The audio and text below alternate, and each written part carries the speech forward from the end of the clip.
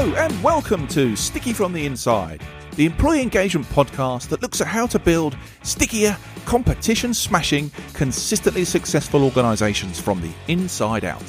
I'm your host, Andy Goram, and I'm on a mission to help more businesses turn the lights on behind the eyes of their employees, light the fires within them, and create tons more success for everyone.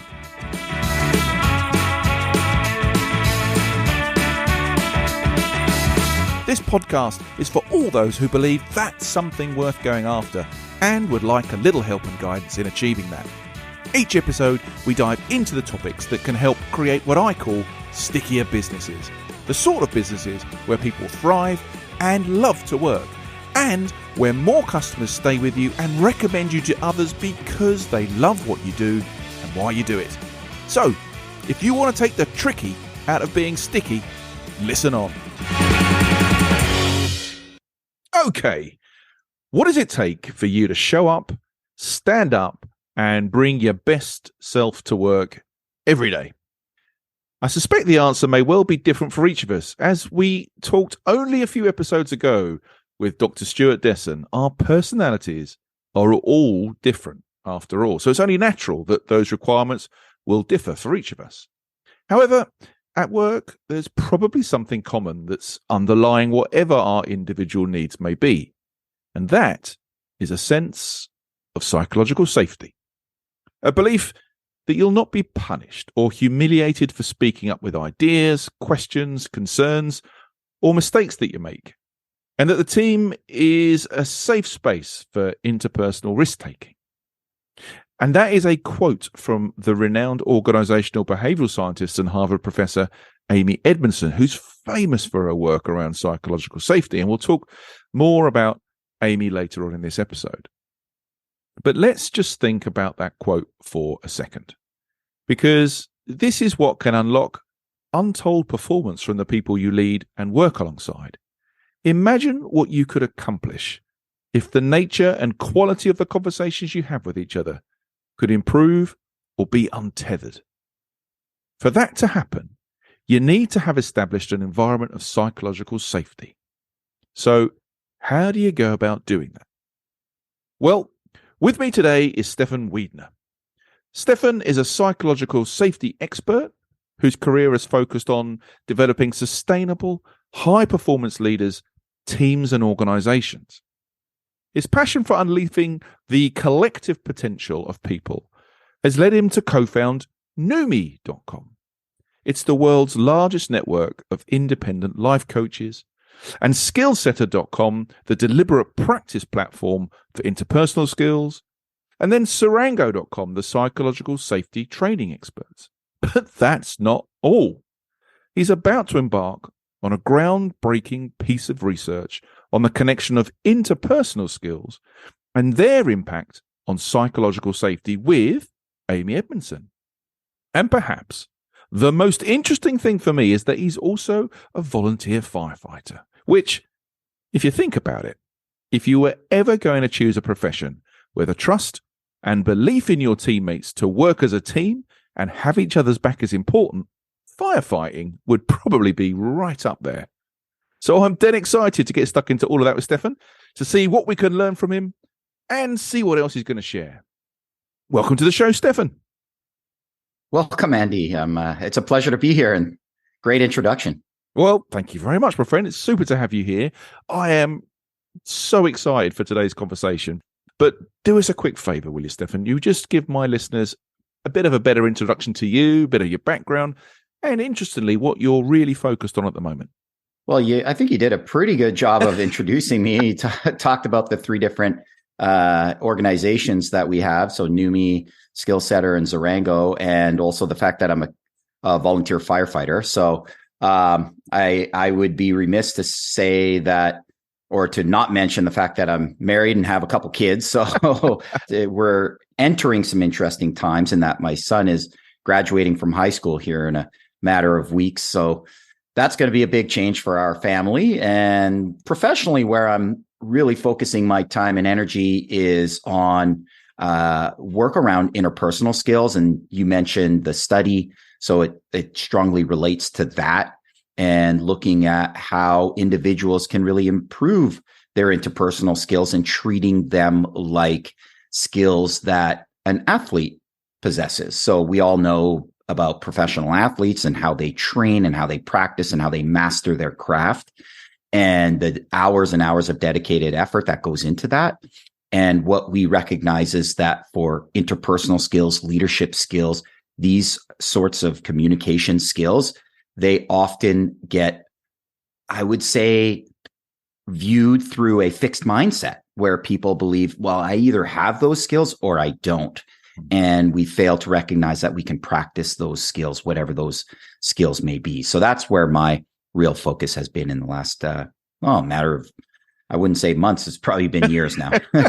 Still lots going on though. On that personal thing, I mean, that time goes quick. And so much going on professionally as well with you. We should get definitely stuck into some of that stuff. I want to start with something that you said when we first had a sort of catch up that really piqued my interest, because we were talking about what was going on in your life and all the things around psychological safety and your influences. And you said, and I love this, you see, Andy, ambivalence is just a big enemy for me. Now, what on earth did you mean by that, my friend? Explain what that meant and how that's influencing this conversation today. Well, in your introduction, you talked about how you want everybody, or everybody ideally will show up to work and be engaged and excited. And we have different personalities. So different work environments will work for different people. So that is absolutely true. And you also mentioned that common thread of psychological safety. So I see this ambivalence as the antithesis of psychological safety, because ambivalence it's that feeling inside where you're just not engaged, where, right? It's like, I don't really care. I'm not that excited. Maybe you show up to work. Maybe you're even doing good quality work. You're following all the rules. You're doing what's been asked, but no more. And so for me, that's what I mean by ambivalence. I see ambivalence as this internal state wherein we're just punching the clock. We're just showing up barely. It's that piece of sort of just showing up, but not stepping up and stepping in, right? It's real engagement in what we're talking about here. Absolutely. Yeah. It's about being able to really lean in, right? The cycle. And while I believe different environments appeal to different personalities and so on, what I regard as being the underlying factor that allows people to really lean into their work and do great work is feeling like you're heard, feeling like you have a voice and your voice matters at work. What you say, what you contribute is valued. And so the more that we can create environments where that is the case, the more people will be leaning in and combating this concept of ambivalence. And I know the numbers over here in the UK they're quite frightening. I think from an engagement perspective, we lag somewhere mid-table. But the presenteeism, which I think we're sort of really talking about here, it's the bit of the iceberg you don't see, right? It's something like 66% of the workforce are present. They're not really firing all cylinders. They're not really encouraged to. They've never really been necessarily asked for opinions or ideas, even though they might have them. They could just be sitting there latent, right, waiting. No one's asked them, right? We've got this precondition, it seems, that we go where the problems are, right? We go and try and solve the guys who've just are disengaged, as opposed from this kind of like gray area in the middle. Is that the same over in the States? You see that sort of stuff going on? Are the numbers something similar, do you think?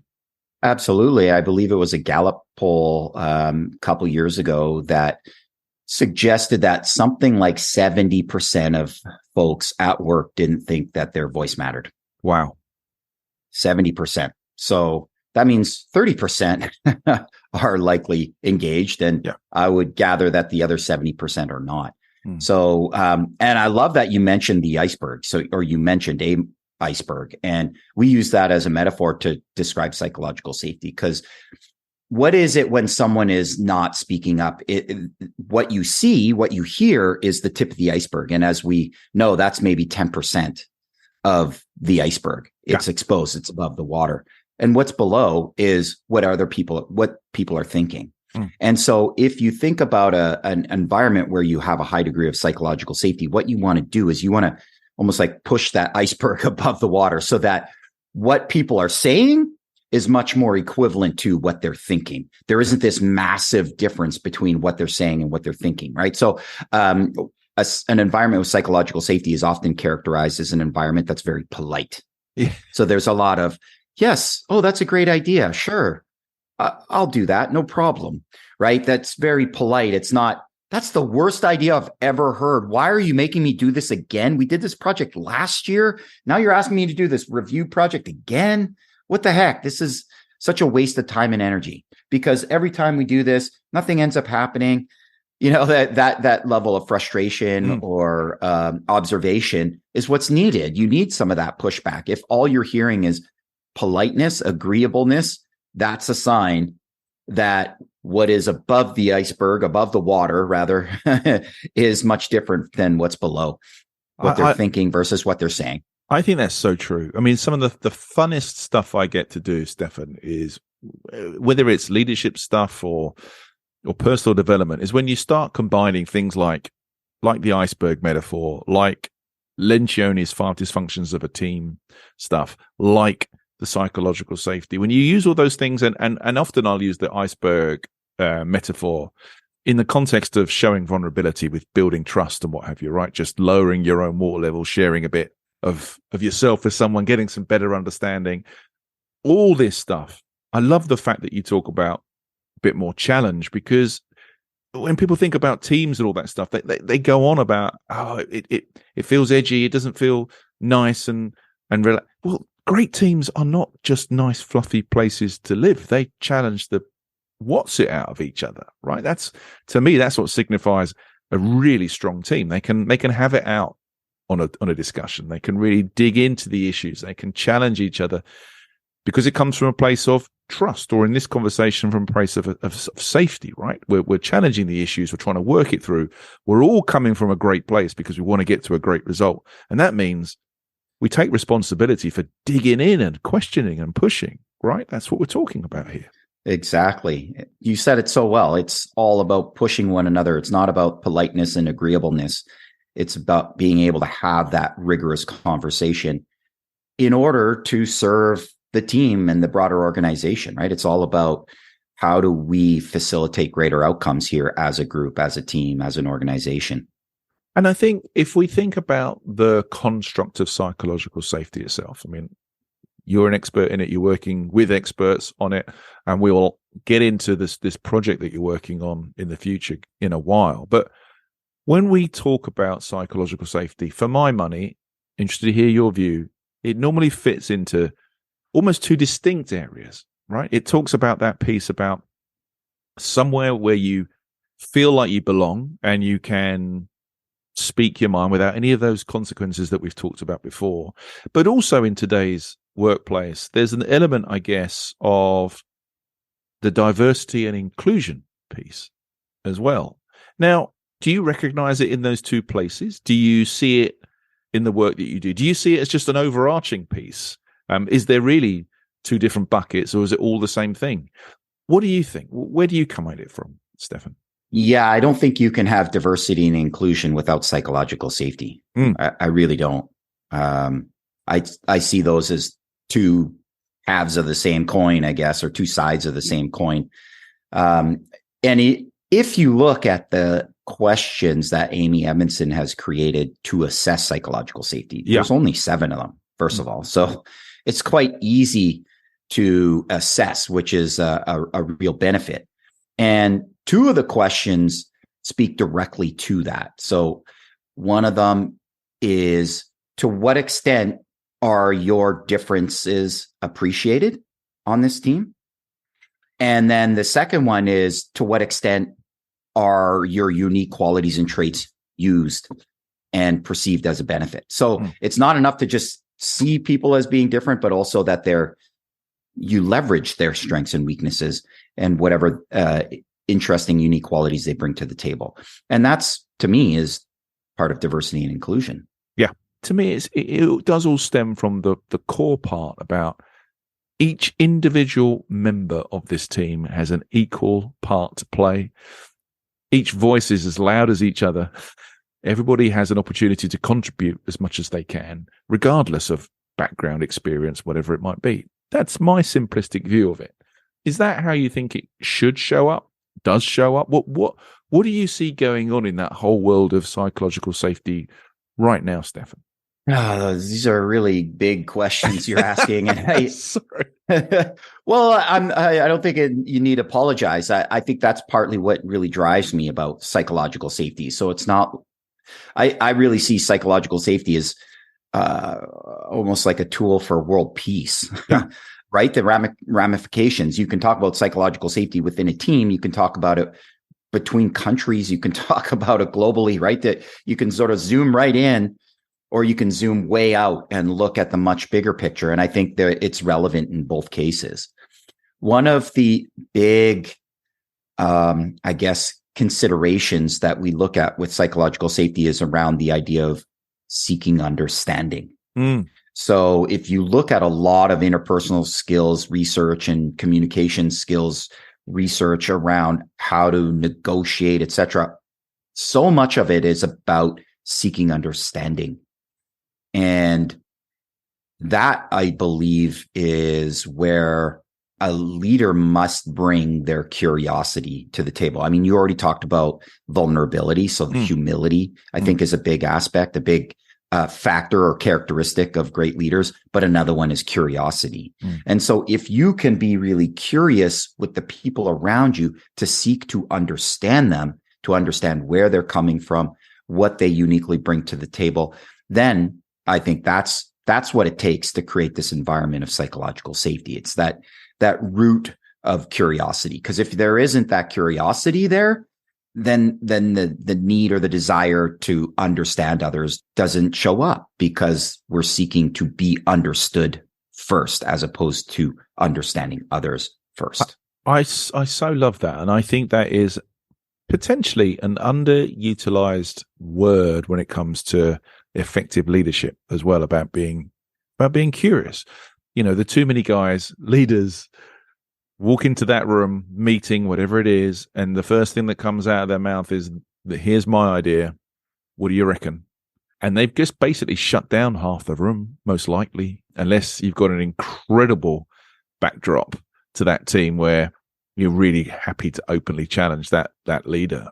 And yet I think some of the best people I've ever worked for were the ones who would come in, maybe racy a topic, and then just sit back and go, so what do you think?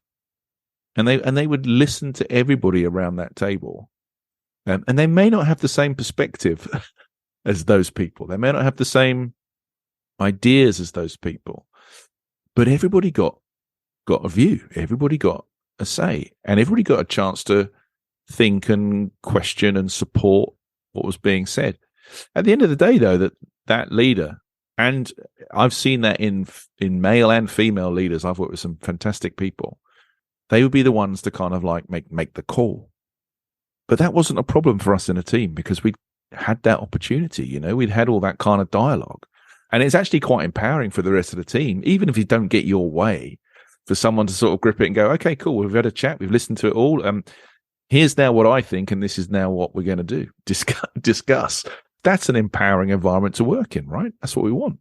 I can't agree more. That's you said it perfectly. And I believe when you feel heard and understood, then you're okay with whatever decision gets made, right? Because you don't feel like your concerns or issues have been just ignored or swept under the rug.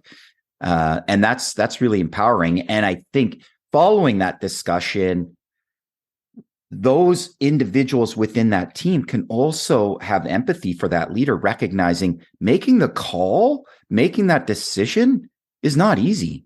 And there's a lot of mutual respect there, right? You heard us all out, and we now recognize that you still need to make the call, and that's not easy.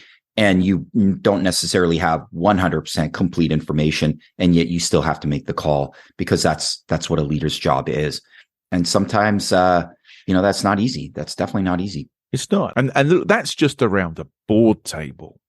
business. What I'm really curious to understand from your perspective and maybe what conscious bearing, the work you're doing now has had, is this firefighter thing, this volunteer firefighter role that you play, Stephan.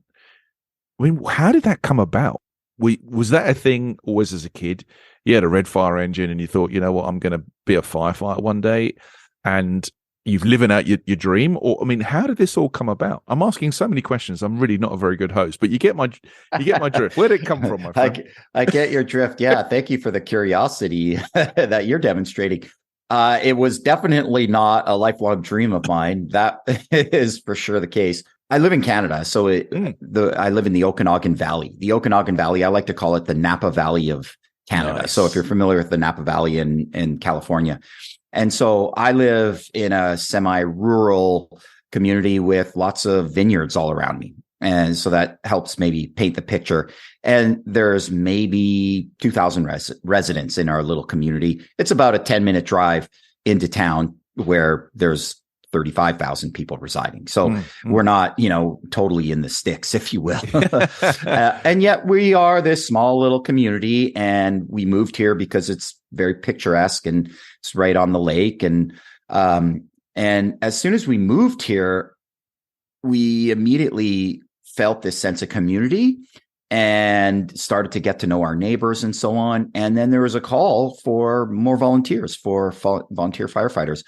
I thought, what the heck? I'm relatively young, I'm relatively fit, and I can serve my community. It never had crossed my mind. And so I've been doing that now for about 8 years. And it's just been a really great experience because I've always loved being part of a close-knit team. And we have a really great team in our fire department. We have fantastic leadership. We have a really diverse group. At one point in time, I think we were almost 1-to-1, like for every male, we had a female. So brilliant. And young and old, we have, I think our eldest member is maybe 73, and he doesn't do a whole lot of firefighting anymore, but he sure is great at operating the big pump. Yeah. Because it's a technical piece of equipment, and he also does all the bookkeeping and financing. And then we have our youngest member might be, I think, 26. Wow. So, and everything in between. It's just a really great group of people to have a shared commitment for our community with. Yeah. And I'm curious to understand, because I said in the intro that if ever there was going to be a team, if ever there was going to be a genre of work where something like psychological safety was like A1 needed and expected, because I suspect some of the things that you go through, if you're not fully confident that everybody's got each other's back and is coming at this inside of one team, but also open to kind of discuss and critique the approach to things and what's happened, then firefighting has to be up there. Is that true? In this particular case, was there a ton of psychological safety that you walked into? Has it been something that's grown over time? Tell me, what's happened? Yeah, well, psychological safety is, definitely one of the things I tell organizations. It's not something you buy and you put on your shelf, right? Yay, we have it. Yeah, job done. It's job done. Bought the book, put it on the shelf. We now have it. Yay. It is always changing. And with a volunteer group, we have new members joining every year. Usually we have somewhere between 1 and 4 new volunteer members that join.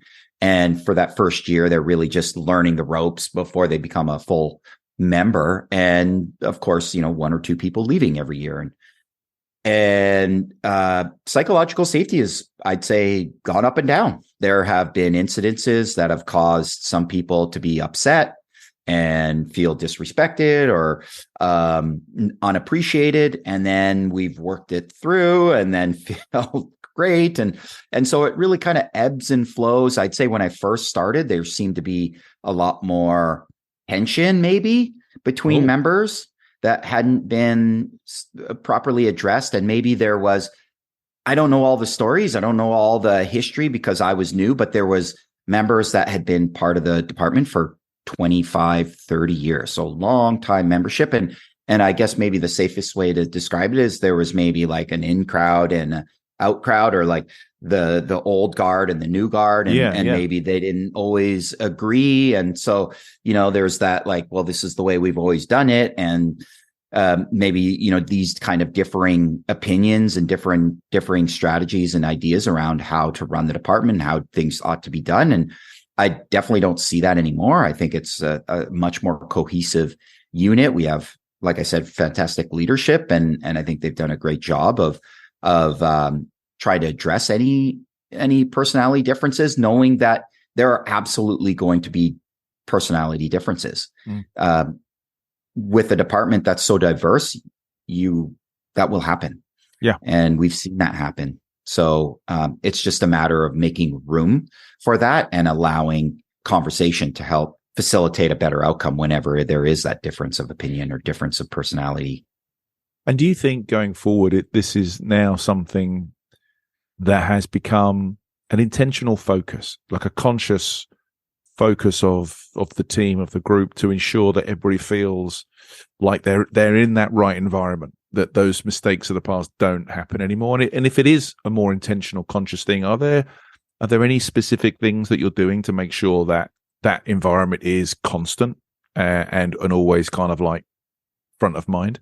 I think the culture within firefighting overall is probably moving in that direction. And I would point perhaps to the research and the work that's being done around PTSD, because of course, as firefighters, we see some gruesome events. Yeah. And you never know how one event might affect you. And so while everybody in the department except one feels like, well, that was no big deal, that one person needs to have the space to be able to voice their concerns. And after every, I wouldn't say every incident, but certainly any incident where there's injury or significant injury or maybe even death, we do a really good job of debriefing and making space for everybody to be able to voice what it is that they experienced. And then we also follow up with one-on-one support. So we're very active in terms of just checking in with one another. Hey, how you doing? Hey, come on over. Let's grab a coffee. That kind of thing. Just that informal camaraderie goes a really long way. And I think, once upon a time, it was more of a macho man club, and, we're just going to whip back a handful of beers after a tough night and call it a night. That is not a good strategy for improving mental health when there's significant trauma there that you've witnessed or observed. So I'd point to that research, which I think that work that's being done there and how it's really making it okay for conversation around your feelings and conversation around how certain events are interpreted differently by different people. Yeah, that comes back to some of that vulnerability piece, right? It's feeling safe, feeling okay, feeling confident to sort of say, I'm not feeling too great about what's just happened, and not feeling like you're going to get judged for sure.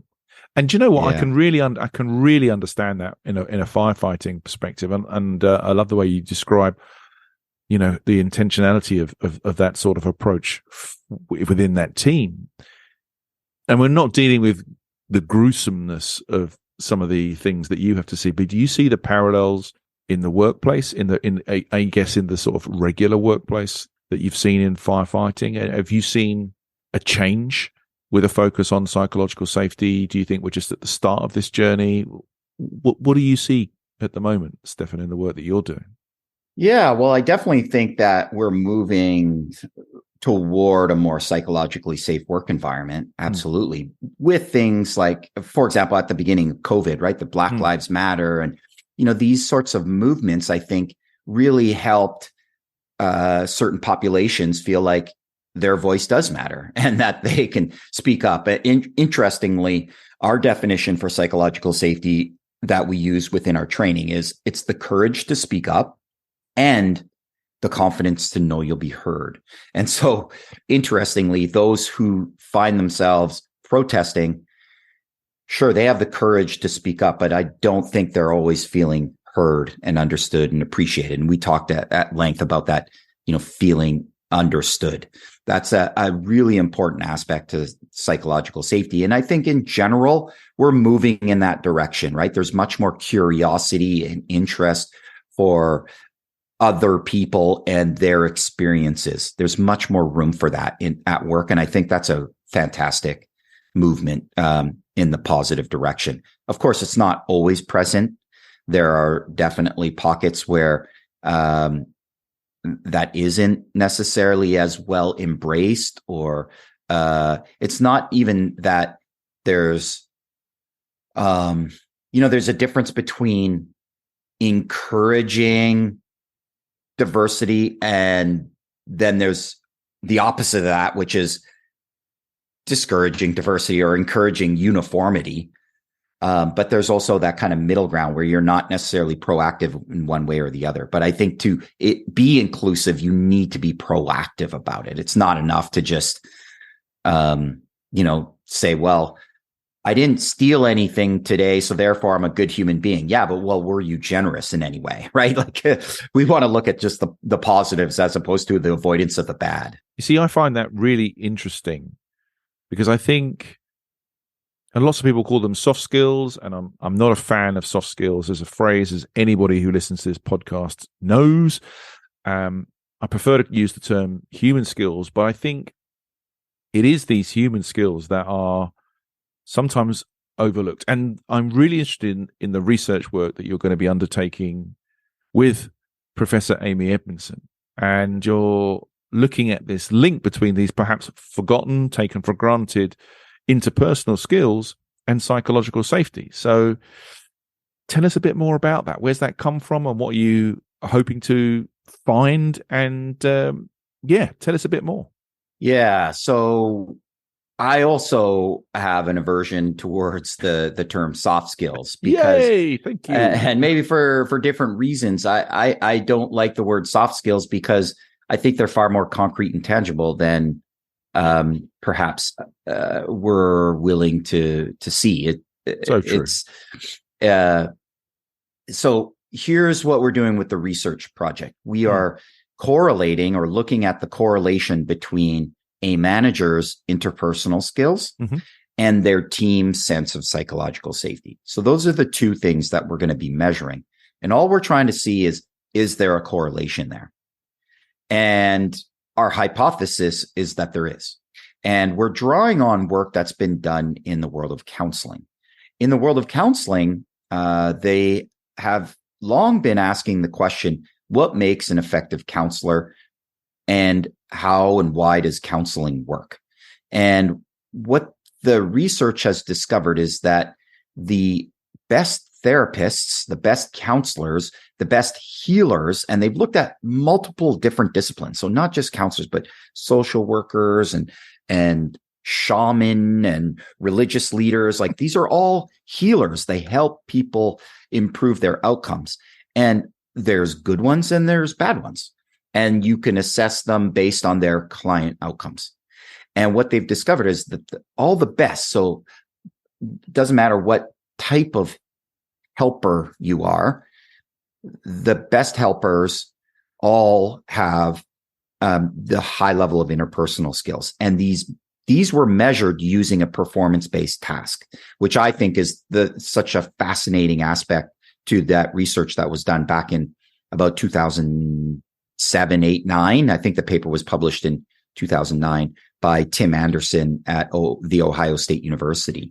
And what Tim did is he thought, okay, well, what we're going to do is we're going to expose counselors to challenging moments within a counseling environment.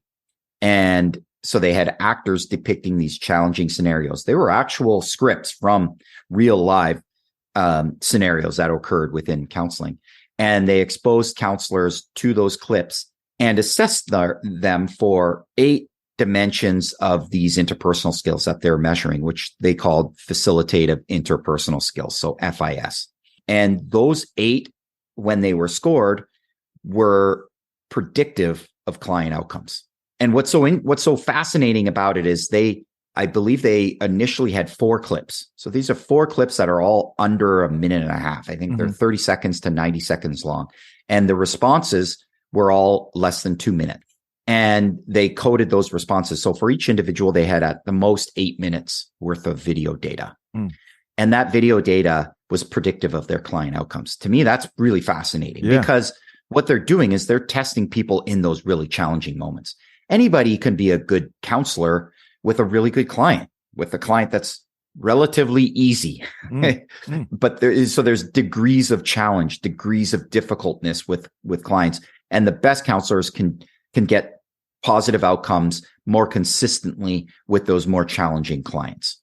And so our hypothesis is exactly the same for managers. It's easy to be a manager when things are going well, when you're hitting your targets. But what about when you're not hitting your targets? What about when, I don't know, there's a global pandemic? How do you manage in those types of environments? And so we've created a derivative of the FIS, which we call FISM, so facilitative interpersonal skills for managers.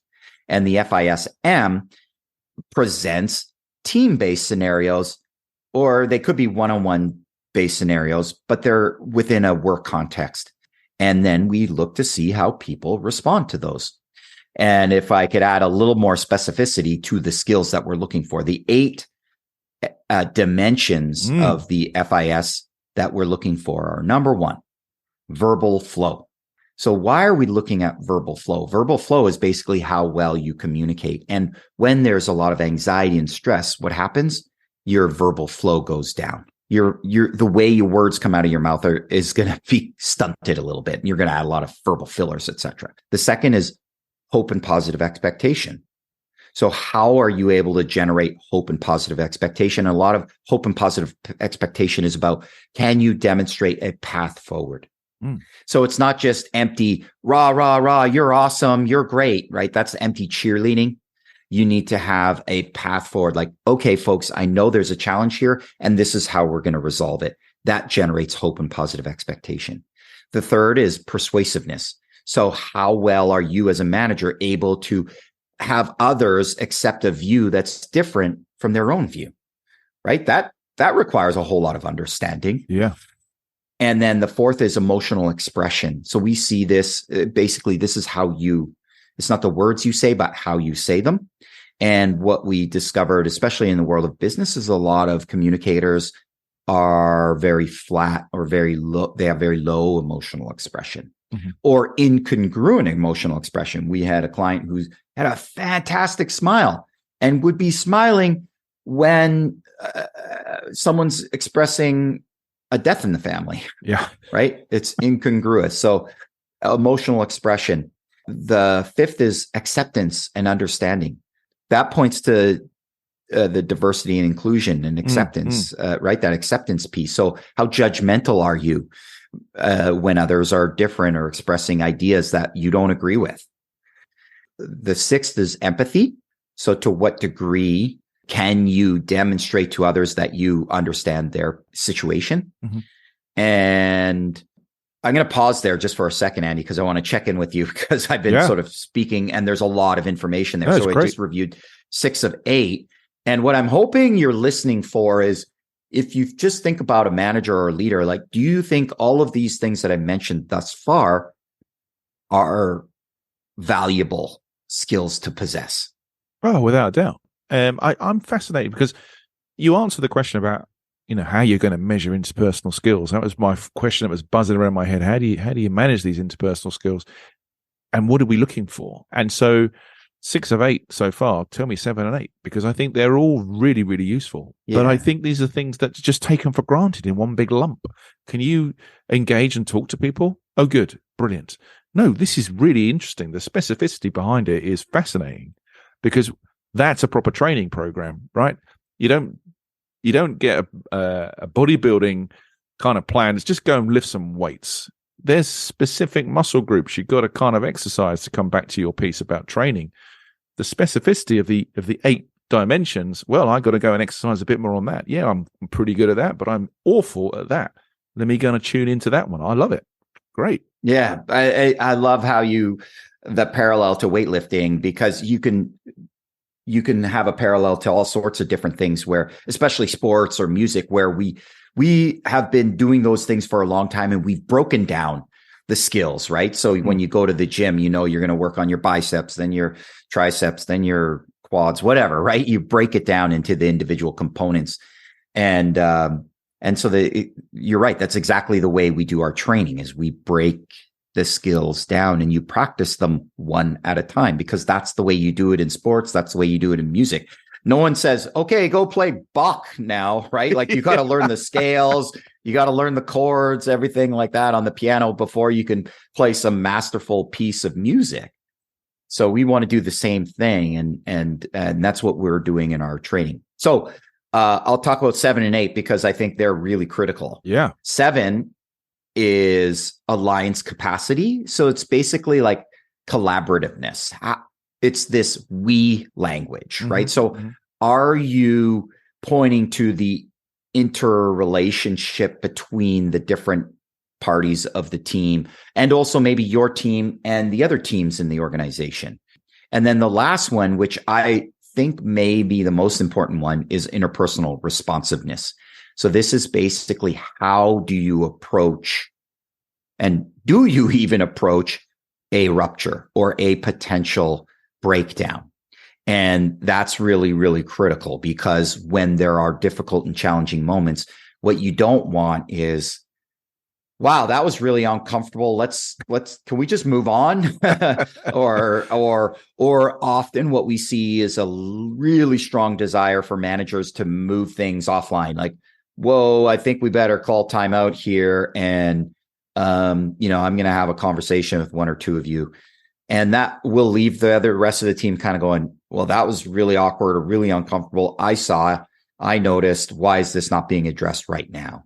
And so that interpersonal responsiveness might be the real key. So if you score high in your interpersonal responsiveness, you likely score higher on all the other dimensions. And I think you asked a question there, Andy, which is, how do we measure these things?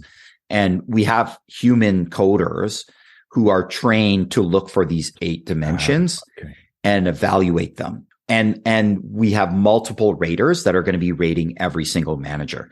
And because we're looking for a really high level of inter-rater reliability, right?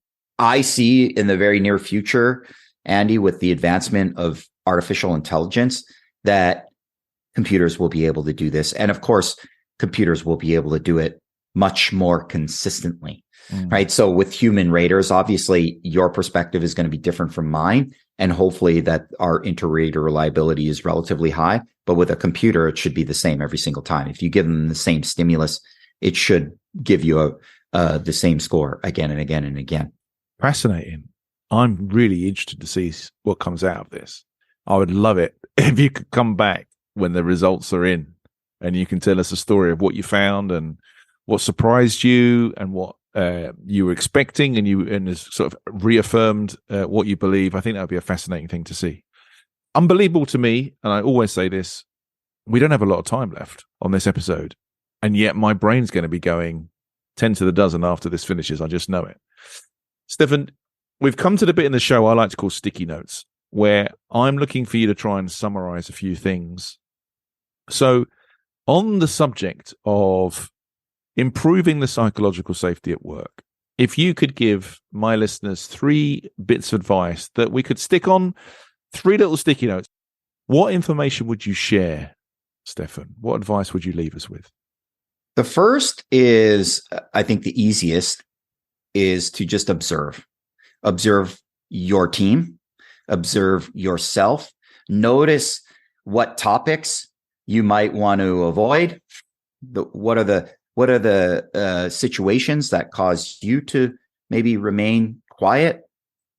Like, for example, if you're the manager and you need to do one-on-ones and start talking about people's annual salaries, does that make you really uncomfortable, right? To start talking about money and finance and, right?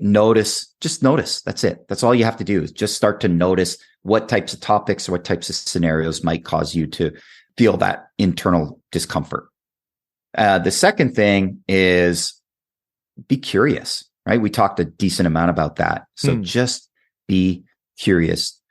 try to make no assumptions when interacting with others, and instead bring that curiosity hat, pretend like you don't know anything, and just get curious with folks.